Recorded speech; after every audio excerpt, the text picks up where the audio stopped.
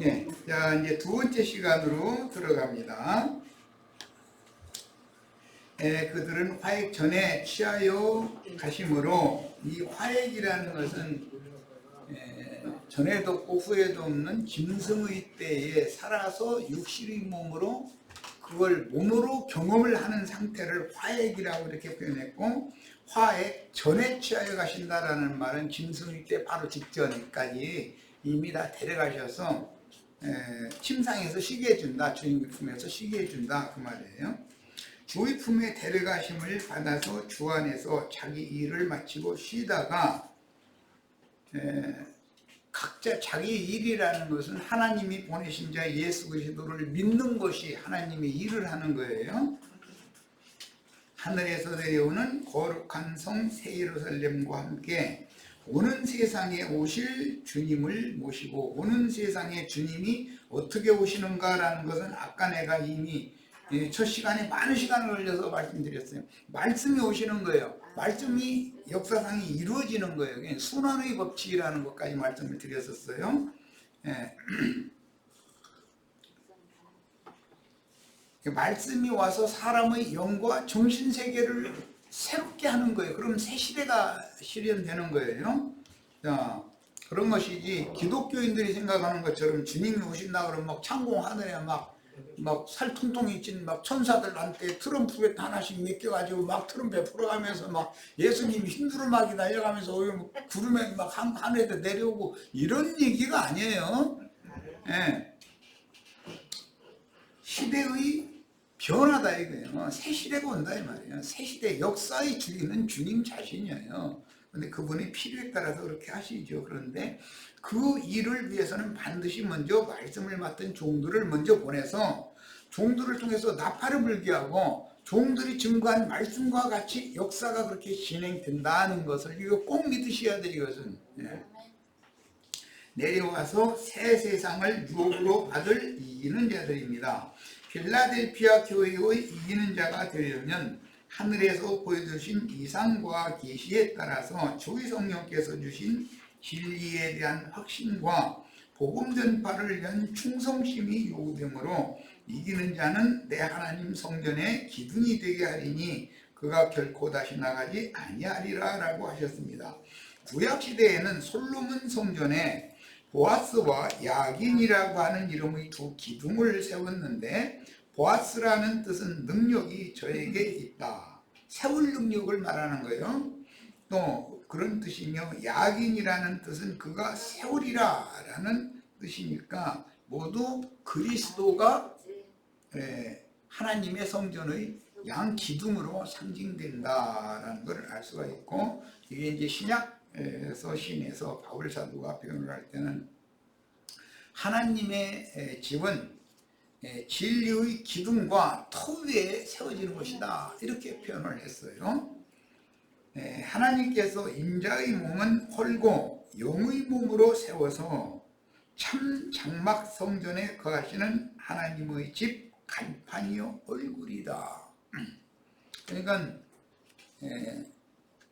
예수 그리스도의 성령의 보내심을 받은 교회의 증인들, 대언자들이라는 것은 하나님의 집인 교회의 간판이고 얼굴이다. 이것을 알면 사람의 손으로 예배당 지어놓고 무슨 그 간판 달아놓죠. 무슨 장로교, 무슨 무슨 교회 이러고, 그거 얼마나 황당한 짓인가를 알 수가 있죠.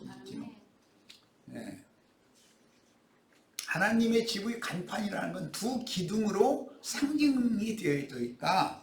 오늘 우리 형제 자매님들은 다 주님의 집인 교회의 얼굴, 하나님의 영광이 그렇게 대표로 표현되어야 되겠어요.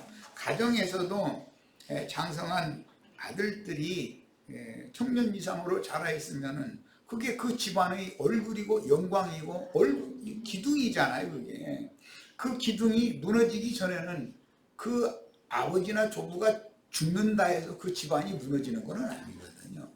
기둥들이 버티고 있기 때문에. 이런 이치는 성경의 의미를 이해시키려고 그런 거 세상서까지 이런 거예요. 자, 구약시대에 하나님의 집 처소의 기둥들은 왕과 제사장과 선지자들이었는데, 왕은 하나님의 백성들을 다스리는 정치적인 기둥이었으며 제사장은 하나님 백성들의 정신적인 기둥 역할을 했고, 왕과 제사장 직분이 타락하면 선지자를 보내어서 여호와의 말씀으로 그 왕과 제사장들의 잘못을 지적해서 바로잡아줘요. 그래서 그 선지자 부분은 그 선지자라고 이렇게 앞에 관사를 붙이죠. 그래서 요한복음에 보면 요한에게 네가 그 선지자냐라고 이렇게 물어보잖아요. 그러니까 나는 아니다. 내 뒤에 오시는 분이 있는데 그분이 오리라 예언된 그 선지자다. 예수님이 그 선지자라는 걸 알 수 있어요. 예수님이 왕이요 제사장이요 선지자다라는 것을 잘 이해를 하셔야 되겠어요.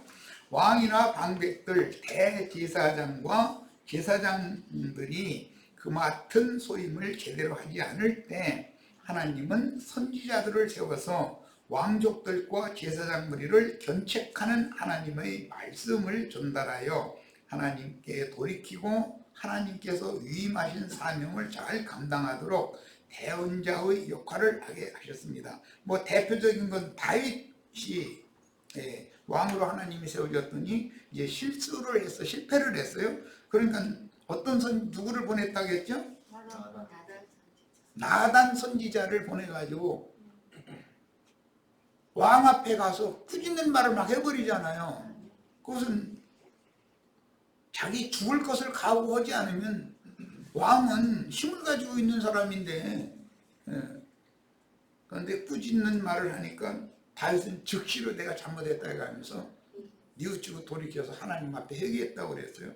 예, 왕도 그런 왕일 때 그런 선지자를 보내시는 것이지, 왕도 왕 같지 않은 것이 왕노릇 하는 놈 앞에 선지자가 바로가 가서 말하면 여로보암은 유다에서 예루살렘에서 하나님이 보낸 선지자고 저는 잡아지게라고 팔 내밀어서 이게 가르쳤는데, 그 팔을 거두어들이지 못하도록 이렇게 마른 팔이 되게 만들었다는 거예요. 이게 참, 이 하나님 말씀은 참, 그래서 신약성경에 보면 한편 손 마른 자가 회당에 있었다라고 그랬죠. 그 회당장을 말하는 거예요. 회당에서 권세주장을 하고 자기 비위에 안 맞는 있으면 저는 쫓아내! 뭐 이 함부로 이랬다는 말이죠. 그러면 팔병신되게 만들어 버리는 거지. 세상 말로는 그 팔부가지 분질러 버리는 거지, 뭐 하나님이. 그런데 그런 글을 읽어도 목사들은 자기 보고 하는 말씀이라는 것을 꿈에도 생각을 안 해. 강대상에서 얼마나 그냥 팔 내밀어가지고 누구 지적해 가면서 저 11조 때 먹은 도둑놈 막 집안 잘 되나 보자 막 이러고 저주 퍼붓고 애가 병 나가지고 막 병원에다 다 갖다 주게 만드는데 이러고 앉았고, 무언도 뭐 하나님이 그런 신통구준 하나님을 믿는다는 말이에요. 그런데 그런 말을 하면 떨어야 돼요. 저 미친놈 미친 소리 하네 이래야 돼요. 그런데 발발발 떨어. 그래가지고 막 그렇게 떨게 엄포를 본 다음에는 11조만 내면 불안하니까 10에 2조 내야 된다. 이제 이렇게 나가는 거야. 그러면 뭐 100만 원 다음 20만 원 그놈한테 갖다 바치고 나면은 나머지 가지고 살려면 얼마나 힘들어. 그런데 그 예배당에 100명이 예를 들어 10에 2조를 내면 저는 떼부자 되고 나머지는 점점 거지 되는 거지 뭐. 10에 2조면 12만 원이에요. 아니 100만 원에 20만 원씩 갖다 내면은 20만 아니 12만 원이라니까 12조는. 뭔 소리야. 그래 이러면 100만 원. 아니 됐어. 그만두고. 그런 얘기 막 다투자하는 말이 아니니까. 예, 혼자 받는 사람은 100명한테 받으니까 10만 원, 예를 들어 10에 1조만 받아도 100명한테 받으면 1000만 원 버는 거 아니야 한 달에. 나머지는 10만 원 찢기고 90만 원 가지고 근거하게 살아야 되잖아. 뭐야 도대체. 왜 그런 예수를 믿어. 다른 헌금 다 합하면 10에 3조세요. 감사 현금, 주일 현금.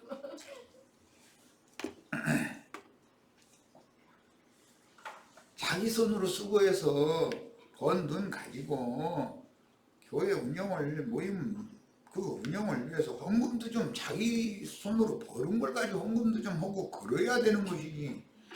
그냥 긁어내는 것에만 혈안이 돼가지고 그런데도 그 수만 명이 모이는 거 보면 뭐 신기한 일이야. 근데 여기는 왜 안 오는지 나 그 이유를 모르겠어. 예? 안쓰러워하는 짓이다. 그러므로 왕과 제사장과 선지자들은 이스라엘 나라를 지탱하는 기둥들이었으며 왕과 제사장이 신실하지 못할 때 이스라엘의 신앙은 흔들렸고 본이 되어져야 되는 사람들이 나태해지고 타락해져 버리면 백성들이 당연히 나태해지는 거죠. 우리나라 같아도 청와대 참모들이나 대통령이 나태해져 가지고 대평대평하고 살아 그러면은 나라의 기강이 뭐가 되겠어요. 국민들을 아무리 입으로만 땄다고 했다고 그러지 말고 이렇게 하라고 하면 듣나 그럼 너나 잘해 이렇게 나가버리지. 그 대통령이라는 사람을 예를 들자면 모든 국민들 앞에 그 사람은 위에 있으니까 다 보이게 마련이잖아요. 그 사람이 숨 쉬는 것까지도 대통령 심지어 기린이 어떻게 행어가 신문에 다 나와버려. 그러니까 더 자유가 없는 거예요. 맘대로 하는 것 같으죠. 그렇지 않아요. 진실한 사람이라면 완전히 자기 스스로를 이렇게 가두고 얽매여 살 수밖에 없어요. 국민들의 눈이라는 게 무섭거든요. 그런데 포악한 이제 군합발로 막 이제 국민들 총칼로 다스리는 놈들은 배우는 것이 없으니까 그런 거 안하무인이라고 그러죠. 그러니까 자기 멋대로 하고 안 들으면 자보다 족치게 만들어버려. 그래가지고 저 김종필인가 그분이 중앙정보부라는 거 딱 세워놓고 나더니 원래 그 이문동에 그거 조그맣게 시작하더니 나중에는 막 지금은 뭐 어마어마한 권력기관이 돼가지고 그 산속에 그 숲을 속에 그거 지금은 중앙정보부라고 국가정보원인가 뭐 그래가지고 저 서울 서초동에서 어디요 저 성남 가다 보면은 그 무슨 서빙구 세곡동 예. 아주 거기 아주 경치도 좋고 공기도 맑고 너무 좋은 자리 딱 잡아가지고 한 동을 다 찾아버렸어. 음지에서 양지를 지향한다. 아니 도대체가 지금 그런 사람들 동원해가지고 그냥 각 경찰서마다 그냥 뭐 공안관과 뭐 검찰청마다 딱 공안검사 딱 지정해놓고 나서 그 사람들한테 그냥 멋대로 해도 된다 이제 이러니까 저거다가 막 고춧가루물 먹이고 뭐 이런 짓을 하는 거예요. 아이, 고춧가루물 잘 먹이는 놈은 진급이 잘 되고 이거는 아니다 하는 사람은 또 자기 스스로 사표내고 나와야지 뭐 그냥 그런 포악한 군주에게 한 거를 하면 저는 죽으니까 아유 뭐 일신상에 뭐 도저히 저 직무를 공무를 복무해서 수행할 그게 안 된다고 사표 내는 수밖에 없는 거죠. 그냥 왜 사표 냈는지 뒷조사 또 다 해버려. 그냥 사표도 멋대로 못 내. 이름이 사상이 틀려먹어 그만 딱 잃어버리거든. 참 그런 걸 보면 그게 어떤 사람들이 그렇게 했다고 보시지 말고 그게 악의 영들이 그들을 사로잡고 있어서 그런다라는 걸 꼭 이해를 하셔야 돼. 난 세상 나라의 비유를 드는 거는 영의 세계를 가르쳐 주려고 그러는 거예요. 자, 주의 성령은 필라델피아 교회의 이기는 자들에게는 주 하나님 성전의 기둥이 되게 하여 주실 것을 약속하셨으니 하나님의 나라인 주님의 교회가 지탱되는 것은 필라델피아 교회의 이기는 자들이 사명을 충성스럽게 수행하는 요구에 달렸습니다. 우리 형제 자매님들은 이런 말씀에 대해서 은혜를 크게 넘치게 받으셔야 되겠어요. 주 예수의 하나님 성전의 기둥은 교회에는 장로들을 의미하고 영혼 세계에서는 24반열인 이건 이제 다윗이 24반차를 세워가지고 차서에 따라서 순번으로 당직이 돌아오게 만들어서 24반차니까 한 달이 참 1년이면 12개월이니까 반달 만에 그렇죠. 반달이나 24개월 만에 2년에 한 번씩 들어가야 되겠죠. 당직은 24반차니까 1년은 12개월인데 그러니까 2달에 한 번 꼴로 일주일씩 당직이 걸리는 거예요. 그런데 오늘날 신부나 목사들은 그냥 늘 당직이래. 365일 뭔 놈의 당직이 그런 놈이 어디가 있어. 그 당직 기간 동안은 하나님의 성전에 들어가면 밖에 나가지를 못하게 율법에 정해져 있었기 때문에 당직 기간은 당연히 백성들이 제물로 바친 제단에서 나는 것을 그 안에서 먹고 마시고 뭐 배설도 그 안에서 다 해야 되는 거예요.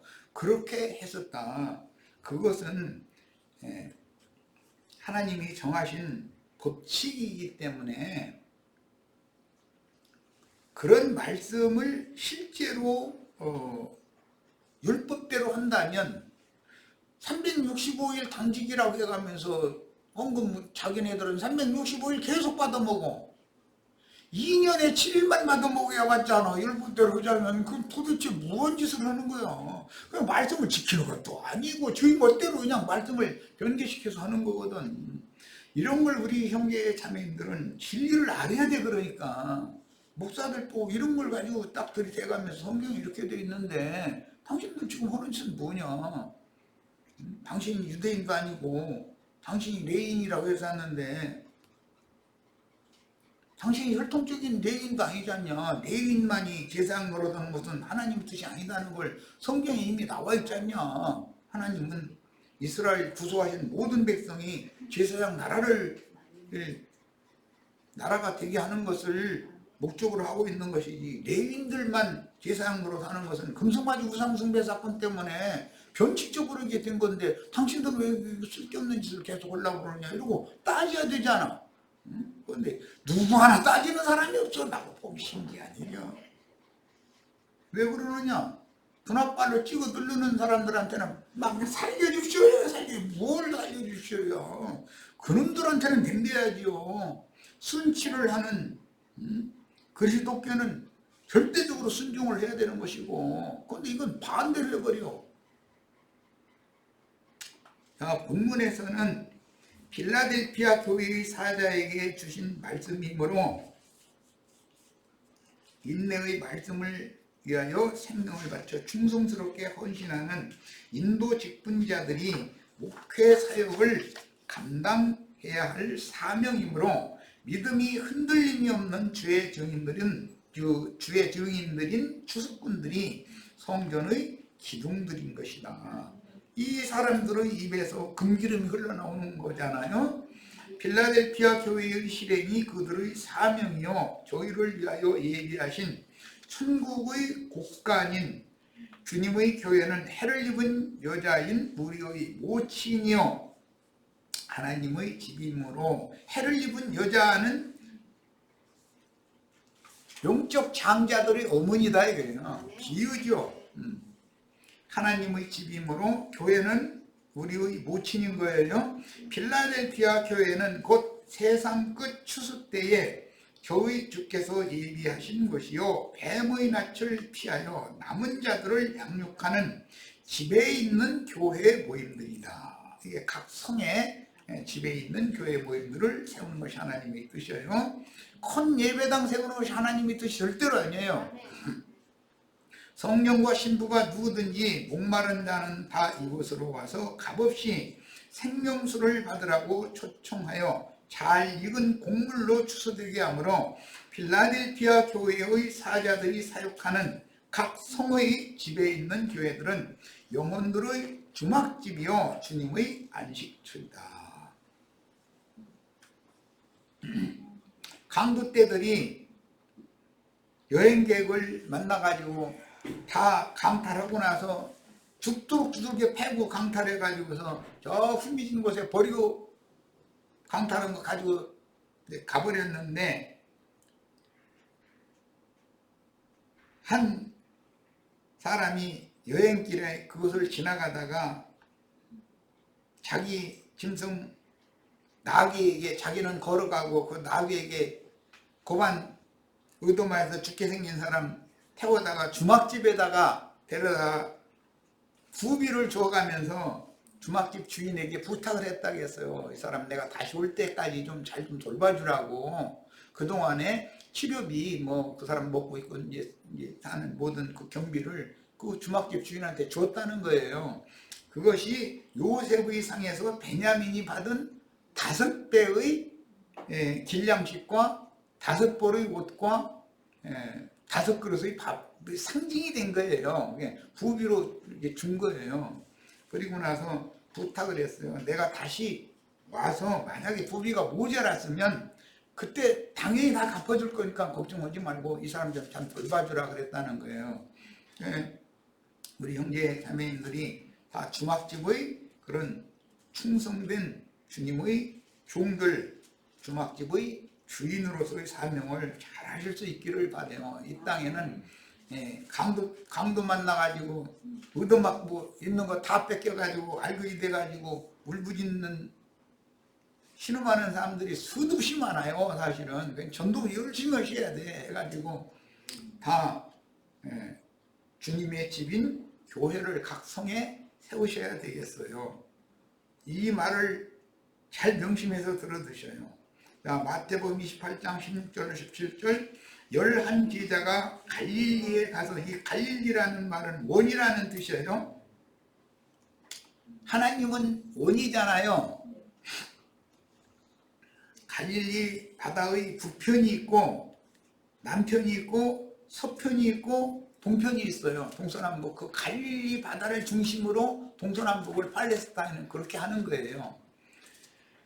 예수께서 지시하신 산에 이르러 예수를 배웠고 경배하나 유대 교인들은 예루살렘을 기점으로 해서 동서남북 방향을 정하잖아요. 그런데 하나님은 예루살렘에는 관심이 없어요. 갈릴리 주변이라는 것은 카불 땅이라고 그러잖아요. 네. 거기에 관심이 많아요. 갈릴리 주변의 동서남북 방향을 딱 정하는 거예요. 이게 새 수도죠. 거기 막 말하자면 율법 수도는 땅의 예루살렘이고 갈릴리 한 산이라고 그랬는데 거기는 새 수도, 하늘이 쉬운 산, 새하늘과 새 땅의 수도잖아요. 거기가 도성이 될 거잖아요. 그러니까 비유지. 우리 세대에도 진리를 추구하는 진실한 성도들이 교회 생활에 대한 이와 같은 이상과 계시의 확신이 없으면 그 영혼의 안식이 없으므로 여전히 그 믿음의 푯대가 흔들리므로 어느 곳으로 다시 나가서 방황하는 신앙생활을 하게 될 것이다. 그래서 이 어머니, 세상에서도 우리 다 어린아이 때를 경험을 해보셨으니까 아실 거예요. 밖에 나가서 학교 갔다 왔는데 아버지가 늘 밖에 나가시니까 아버지가 집에 안 계신 것은 이해가 되는데 엄마가 집에 없으면 아이가 놀래죠. 그리고 뭔가가 이 집에 들어갈 마음도 안 생기는 거예요. 막 길가에서 엄마 찾아 헤매기 마련이죠. 어머니랑 이렇게 중요한 역할을 하는 거예요. 자, 그런 것은 인간 세계, 정신 세계가 그렇다는 걸 보여주는 거잖아요. 자, 그래서 이 모교회라 그러는데 어머니 역할을 하는 교회가 반드시 있어야 돼요. 부모님의 집이거든, 자식들 위해서는. 그럼 어느 때가 되면 부모님이 계시는 곳으로 다 모이게 마련이니까.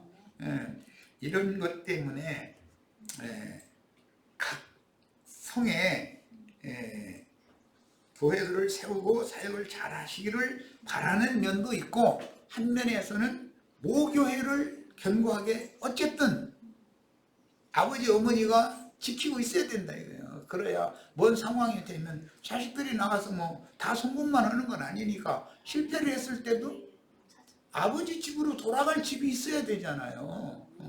그러니까 이런 것을 양면을, 교회 생활은 이렇게 양면을 추구를 하는 거예요. 본래 하나님의 성전 기둥은 야곱이 밧단 아람으로 가던 노중에서 베개로 삼고 누워서 잠들었던 돌베개인데 진리와 생명의 성령으로 기름 부음을 받은 그리스도를 상징한다. 야곱이 아버지 집에서 떠나서 밧단 아람 그 외숙집에 정처 없는 길을 떠났는데 무슨 너무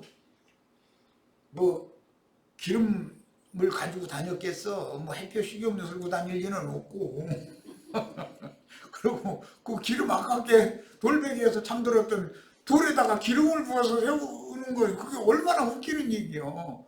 만약에 문자대로 인간 세상의 표현대로 하자면 그것은 기름 부음을 받으신 그리스도가 성전의 터가 되고 성전의 기둥이 된다 그 말이지. 그래서 돌기둥을 돌에다가 기름을 부어가지고 세웠다 그래. 그게 기둥 같은 장로들이 세워져야 이게 주님의 교회 베델 하나님의 집이 그게 얼굴이고 간판이다라는 거 이미 말씀드렸어요. 교회의 기둥들이 된 것은 예수님의 영과 마음으로 하나가 되어 단체적으로 주님의 성전이 된 교회의 간증이요. 간증 얼굴이다 이거예요. 영광스러운 주님의 얼굴이며 주님의 몸을 떠받치는 견고한 믿음의 본이 되는 그리스도와 동행하는 신앙인들이라는 확정이다. 그곳에 가야만 금기름이 부어진다는 거예요. 그곳을 저희 주께서 광야 자기 곳에서 양육받을 그것을 저희 주께서 예비해 놨다는 거잖아요. 계시록 12장에 나오는 말이죠. 하나님이 예비한 곳이 있다 이 말이에요. 그래서 계시록에는 내 백성아 그 음녀에게서 나와라 그러지만 그럼 어디로 가야 될 때가 있을 거 아니에요. 아버지 집이 있어야 둘째 아들이 허랑방탕하고 그냥 그 고생을 하다가 돌아갈 아버지 집이 생각났다는 거예요. 아버지 집이 있어야 되잖아요. 그 아버지 집엔 당연히 그 안주인 어머니가 계시는 건 뭐 말할 것도 없는 거죠. 어머니가 없으면 허전하다니까. 아기 때 같으면 당연히 어머니가 늘상 있었는데 오늘은 어머니가 없으면 대부분 물어가면서 엄마 불러가면서 안 들어가고 길거리 헤매기 마련이거든. 어린 때는 그만큼 어머니라는 것은 그만큼 자기의 고향이라고 생각하거든. 그래 이제 50세가 넘으면 자기의 그 고향인 그 어머니의 태에 생명의 근원 아버지의 씨를 심어서 자기 생명의 근원인 아버지를 생각하는 건 50세 때까지 모른다는 거예요. 아버지보다는 어머니를 생각하고 군대에서 그 유교훈련장에서 다 보셨을 거예요. 이제 막 사랑하는 사람 이름 불러 이놈아 거기서는 막 뛰어내려 하면은 다 뭐 어떤 사람은 결혼은 뭐 아무개야 하고 자기 애인 이름 부른 사람도 있지만 대부분은 어머니 하고 뛰어내리거든. 그만큼 어머니라는 건 사람의 그 마음의 고향이거든. 그러니까 우리 구속받은 영혼의 고향은 교회다. 그래서 모교회라는 말이 그래 성경에 나온 거예요. 자, 갈라디아 2장 9절 또 기둥같이 여기는 야고보와 게바와 요한도. 기둥이 여기 이제 세 기둥이죠. 내게 주신 은혜를 알므로 나와 바나바에게 친교의 악수를 하였으니 우리는 이방인에게로 그들은 할례자에게로 가게 하려 함이라.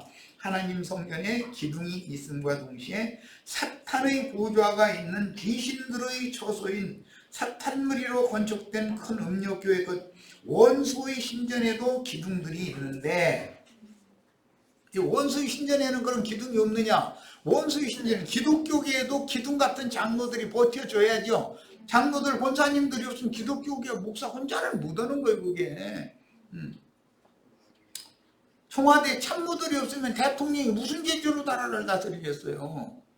대통령이라는 사람이 이 인간사의 이 만물이 세계에 운행되는 이치나 모든 것에 대해서 다 아는 모든 박사는 아니잖아요. 어느 각 부분의 전문가를 딱 참모로 두고 그 사람들의 조언을 들어서 그러면은 그런 문제는 당신이 책임지고 그 참모에게 지시를 하면 그 참모와 직통하는 어떤 이제 정부의 각 부처청이라는 그 관리를 두는 그런 부서가 있으니까 뭐 장차관, 총장 이런 사람들한테 청와대 참모가 대통령께서 이 문제는 이렇게 해결을 하라고 대통령의 중은 이렇습니다. 이걸 전해주면은 대통령은 참모에게만 말하는 것이지 장관한테 일일이 하고 총장 불러다 얘기하고 그러다 보면 바빠서 어떻게 살아? 나란 일이 한두 가지요. 그런 것을 생각하셔야 돼요. 그래서 이제 그런 그 유대인들의 그 신앙생활의 관습은 반드시 장로들을 세워서 그 어떤 성마다 장로들이 성문에 앉아서 그 성의 재반사를 토해서 거기서 결정되는 것이 곧 법인 거예요. 그게 장로들이 결정을 딱 하면은 사람도 죽이는 권세도 있었어요. 이제 그런 것이 나중에 예수님을 죽일 때 유대인의 공의회 72인의 공의회가 있고 이제 실제로는 73인이죠. 의장은 당연직이었기 때문에 짝수로 늘 해야 되는 거니까 그래야 한 표가 더 많은 쪽으로 결정을 할 수가 있으니까 그런 원리에서 뭐 민주주의 다수가결 원칙 뭐 이런 것도 나온 거죠. 다 그게 다 그런 것이 다 하나님의 법칙에서 나오는 거예요. 자, 이번에는 이제 악령들의 초소의 기둥에 대해서 알아보겠습니다. 사사기 16장 23절로 27절 블레셋 사람의 방백이 이 블레셋이라는 팔레스타인이라는 그 말의 어원이 블레셋이라는 말이에요. 블레셋 사람의 방백이 가로되 우리의 신이 우리 원수 삼손을 우리 손에 붙였다 하고 다 모여 그 신 다곤에게 블레셋 사람들의 신은 다곤 신이었다는 거죠. 이게 사사기 읽어보면 다곤 신 모가지 부러지고 다리 몽둥이 부러지고 팔뚝 부러지고 하는 얘기 나오죠. 여호와와는 상극이요. 이 다곤 신과는. 그런데 다곤 신전에 여호와가 들어가면은 다곤 신이 모가지 부러지고 팔 부러지고 다리 부러지고 병신돼 버리는 거예요. 큰 다곤 신에게 큰 제사를 드리고 오늘 또 일요일이니까 지금 큰 예배당들 뭐 많이 모여가지고 큰 제사하고 있겠죠. 즐거워한다. 이제 이것은 그저 엊그제 우리 말씀 줌집회 했던 금송아지 우상 앞에서 먹고 마시고 뛰어논다 막 이랬는데 신나서 좋아 죽는데 아주 축복받을 지어다 하면 아멘 할렐루야 뒤로 나자빠져 얼마나 좋은지 아이고 정말. 자, 우리 토지를 헐고 우리 많은 사람을 죽인 원수를 이게 이제 삼선복 하는 말이에요. 블레셋 족속들이 우리 신이 우리 손에 붙였다 하고 자기 신을 찬송하며 그들이 삼손을 블레셋 사람들의 신전에 두 기둥이 있는 거예요. 많은 기둥들이 있고 그 기둥들을 대표하는 게 이제 두 기둥인데 두 기둥 사이에 세웠더니 삼손이 자기 손을 붙든 소년에게 이르되 나로 이 집을 버틴 기둥을 찾아서 그것을 의지하게 하라. 이게 말하자면 오늘날 말하자면 시무장로님 동풍이나 있어가지고 교회에서 목사가 뻑뻑하는 권사님 그 예배당의 기둥이잖아요. 그것을 의지하게 하라 하니 이제 거기에 좀 기대고 싶다라는 말로 착각하지 이제 이 사람 예심했구만 이런 거죠. 한국하는 말로 알아들은 거 아니에요. 이 블레셋 이 소년들은 그 집에는 남녀가 가득하니 블레셋 모든 방백도 거기 있고 지붕에는 남녀가 3,000명가량 나와 그랬어. 야, 참. 그때 당시 3,000명이나 모일 수 있는 그런 신전이 있었다는 거 보면은 참 대단하죠. 그런데 뭔 놈의 신전에 3,000명이 지붕에다 모여 있어.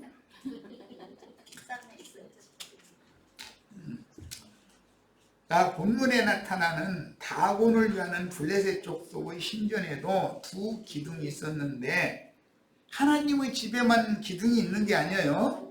구약시대의 이런 비유들은 오늘날 기독교계를 바치고 있는 유명하나 무지하고 몰리각한 세상교계의 지도자들로서 양심은 화인 맞았으며 육에 속한 자들로서 성령은 없는 몰리각한 목자들이요 허공을 떠도는 물없는 구름들을 상징하는 말이다. 이 사람들이 세상교계를 떠받치는 기둥들이잖아요. 다곤 신전의 지붕에 있는 3천이나 되는 남녀는 오늘날의 세속화된 기독교인들을 상징하며 그들의 신들에게 큰 제사를 한다 하면 소위 믿는다 하는 이들이 사람의 손으로 지은 우상의 신전에 대회로 모여서 뭐 하려고 금송아지 우상 앞에서 먹고 마시고 뛰놀라고 그러는 것이죠. 소를 사람이라고 하느냐고 우리 윤상훈 형제님이. 그런데 나는 그런 거 같다. 그런데 그 정확한 성경의 증거가 어디 있느냐 이제 이런 걸 엊그제 우리 중집회 됐는데 신약 성경에 보면 구약의 율법에 일하는 소에게 망을 씌우지 말라는 신명의 율법이 있죠. 그런데 어찌 소보고 한 말이냐. 전혀 하나님의 일을 하는 우리 보고 하는 말이 아니냐. 그러니까 뭐 답은 딱 나오는 거지. 소라는 건 사람인데 예. 양편에서 블레셋 족속들의 송아지도 있죠. 삼손이 아내 가지고 밭갈이 해버렸죠. 그게 뭔 말인지 아시겠죠? 남의 아내 데려다가 밭갈이 하는 게 뭔 소리인지 아시겠어요? 뭐 긴 얘기할 필요도 없지 뭐. 그게 간음하는 자들이잖아요. 주님의 아내를 자기 아내 삼는 게 목사들이 하는 짓거리잖아요. 밭갈이를. 주님의 일꾼들 불러다가 암소, 권사님들이겠지, 집사님들이겠지, 불러다가 지 밭갈이 해버려. 그러고도 눈 하나 끔찍해. 그게 당연하다고 해버려. 그럼 주님은 인간 세상에서도 사람이 정치적으로 아무리 큰 권세를 가졌어도 남의 아내가 아무리 이뻐도 강제로 뺏어다가 지 아내 삼으면 그거는 그 왕노를 묻어는 거예요. 국민들의 눈에 그게 딱 비쳤다면 그 왕을 절대 신임을 안 줘.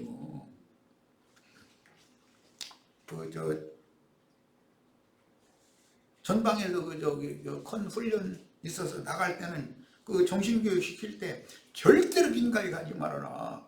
어떤 아가씨나 어떤 부인이나 만약에 근처에 갔다는 군법 붙여가지고서 형무소 군 형무소에 보낸다. 이게 아주 철두철미하게 교육을 시켜서 내보내거든. 모처럼 그 산속에 갇혀있던 사람들 풀어놔두면은 민가집 하나나 있으면 그거 가고 싶은 생각이 꾸랑 같거든.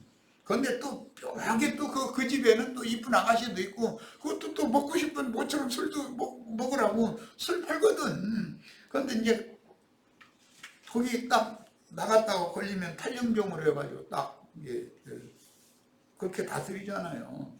그런 거 뭐 이제 우리 남자 형제들은 뭐 다 경험해봐서 다 알 거예요. 훈련 나갈 때마다 아주 기가 닳도록 교육시키거든. 절대 민가 근처에 가지 말아라. 그리고 술 먹고 싶으면 PX에서 수통에다가 물 대신 막걸리 딱 차고 가는데도 다 부대 지휘관들이 다 보면 술 냄새 풍풍 나지 뭐. 뻔히 알면서도 이제 나중에 자기 막사 쪽으로도 막걸리 좀 가지고 오라고 오히려 이제 그런 나 생활할 때는 그런 분도 있어가지고 인사기하고 그 포대장하고 이제 그런 게 수통 말고 별도로 또 준비해가지고 나가야 돼. 자기 마실 거 말고. 그분들도 그 공기 추운데 그 막사에서 아무리 날로 나무 장작 떼도 춥거든. 막걸리 한 잔씩 이렇게 걸치고 그러면은 추위를 이겨야 되니까 할 수 없는 거지.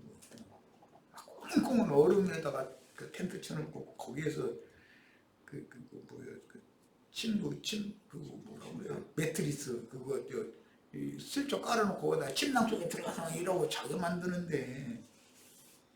그런데 전쟁이라는 것은 혹한지라도 해서 전쟁 수영을 안 넣는다는 건 있을 수가 없기 때문에 일부러 봄과 가을에는 훈련을 안고 일부러 겨울에 없거든. 그게 이제 훈련을 시키느라고 그런 거지. 뭐 딴 얘기까지 갔는데 주님도 이기는 자들을 기를 때는 그렇게 강하게 훈련을 하는 거예요. 그런데 주님도 술 좋아하시나?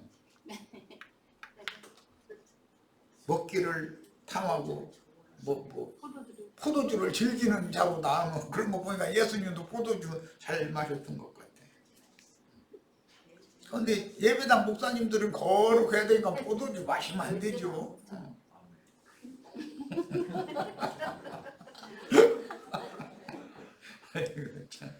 자, 사사기 16장 28절로 30절. 삼손이 여호와께 부르짖어 이제 두 기둥 사이에 이제 묶어놓은 거예요. 그러니까 이제 동편에 있는 권사님 권세에 있는 장로님 사이에 딱 묶어놨다 이제 이 말이겠지. 쉽게 표현을 하면 주 여호와여 구하옵나니 나를 생각하옵소서. 하나님이여 구하옵나니 이번만 나로 강하게 하사 블레셋 사람이 나의 두 눈을 뺀 원수를 단번에 갚게 하옵소서 하고 집을 버틴 두 기둥 가운데 기둥을 하나는 왼손으로 하나는 오른손으로 의지하고 솔로몬이 팔이 얼마나 컸는지 여기 기둥 하나 있고 저쪽에 하나 있는데 막 이렇게 해서 두 개 막 끌어하는 지금 그 말이 아니잖아. 돈퉁이나 있는 장로님 권사님 너 죽고 나 죽고 같이 죽자 그랬다 이 말이지. 그 예배당 버티고 있는 장로님들 권사님들 귀담아 들으셔 좀 제발. 하나는 왼손으로 하나는 오른손으로 의지하고 가로되 블레셋 사람과 함께 죽기를 원하노라 하고 힘을 다하여 몸을 굽히매 그 집이 곧 무너져. 3,000명이나 구경하던 그 큰 집이 기둥이 얼마나 어설하냐는 삼손이 휙하니까 무너져. 너무 동화책 같아. 이게 큰 성 바벨론이 이렇게 무너뜨리는 증인들이 필요하다 그 말이라는 거 알 수 있죠? 자, 우리 형제 자매님들이 다 이렇게 쓰임 받기를 바래요. 그 안에 있는 모든 백성과 온 백성에게 덮이니 삼손이 죽을 때 죽인 자가 살았을 때 죽인 자보다 더욱 많았더라. 그의 형제와 아비의 온 집이 다 내려가서 그 시체를 취하여 가지고 올라와서 소라와 에스다올 사이 그 아비 만화의 장지에 장사하니라 그랬어요. 여기에서는 생명의 부활이 일어나죠. 성전의 기둥이란 곧 하나님의 집인 교회를 무너지지 않도록 버티는 역할을 하는 충성스러운 종들인 그리스도의 본된 교회의 장로들인데 원수의 집인 블레셋 사람들의 신전에도 그 집을 버티는 기둥들을 대표하는 두 기둥이 있었으니 두 기둥은 두 증을 상징한 말이다. 인용한 본문은 원수들과 내통하던 음녀에게 속아서 원수에게 사로잡혀가 눈을 뽑힌 채로 원수들의 조롱거리로 지내던 하나님의 사람이 목숨을 바쳐 원수들의 신전을 무너뜨림으로 원수를 갚은 내용입니다. 그렇게 세상 신에게 절하는 거짓 믿는 이들의 체계를 무너뜨리는 마지막 진리 싸움을 위해서 장렬하게 죽음으로 여호와 하나님의 증인으로 순교자가 되어 그를 부르시고 세워서 쓰시던 이스라엘의 하나님께로 데려감을 받은 것을 보여줍니다. 하나는 데려감을 받고 하나는 버려둠을 당한다라는 그 의미를 잘 이해하시기를 바라요. 이 글을 읽는 충성된 종들은 하나님의 사람으로 부르심을 받은 나실인이었던 삼손의 장렬한 죽음에 깊은 인상을 받아야 하며 필라델피아 교회의 이기는 자들에게는 하나님 성전의 기둥이 되게 해주시겠다고 약속하신 말씀에 소망을 품어야 하겠습니다. 우리가 오늘 일어나서 밥 먹고 숨 쉬는 목적은 여기에 두고 있어야 돼요. 하나님 성전의 기둥이 되는 문제가 사람의 의지로 되는 것이 아니고 오직 그렇게 되게 하시는 이로 말미암기 때문에 추수하는 나팔을 부는 종으로 세움을 받는 문제는 오직 주님의 뜻에 달려 있으며 당사자는 주님의 손으로 중요한 건 길들임을 받아서 그리스도께 순종하는 법을 배워야 돼요. 어린아이와 같이 순수하고 단순한 영과 마음을 가진 충성스러운 종들에게 천국의 비밀을 계시하시고 나타내신다는 것을 약속하신 주님의 말씀을 늘 간수하여 하나님 궁정의 열쇠를 맡은 문지기의 사명을 충성스럽게 수행하다가 데려감을 받으시기를 바랍니다.